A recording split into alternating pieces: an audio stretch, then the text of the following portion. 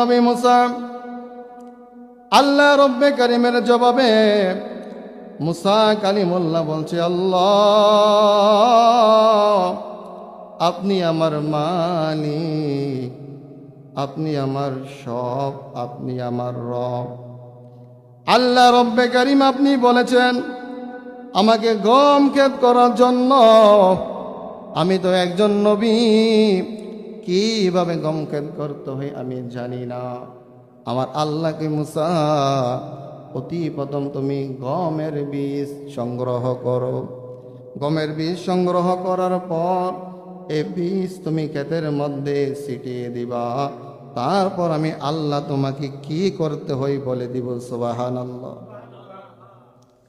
আল্লাহর নবী মুসা কালিমুল্লাহ আল্লাহর জবাবে আল্লাহর কথা রক্ষার্থে বাবা এই গম যখন বীজ যখন সংগ্রহ করলো আর গম ক্ষেত তিনি ছিটাইয়া দিল।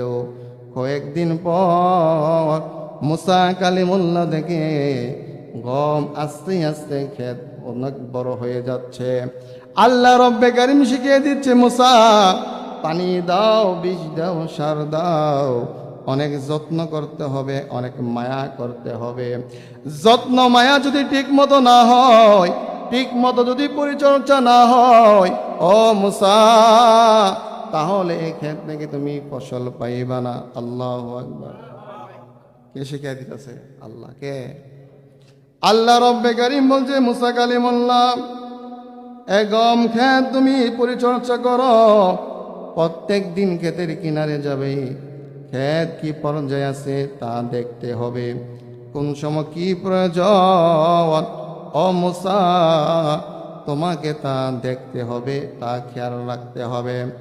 মুসা কালিমুল্লাহ আল্লাহ রব্বে কারিমের কথা রক্ষার্থে বাবা তিনি সুন্দরভাবে কৃষি কাজ করা শুরু করে দিল। কৃষি কাজ করা কিন্তু কোনো খারাপ কিছু না। আল্লাহর পয়গম্বর মুসা করেছেন, বলেন সুবহানাল্লাহ।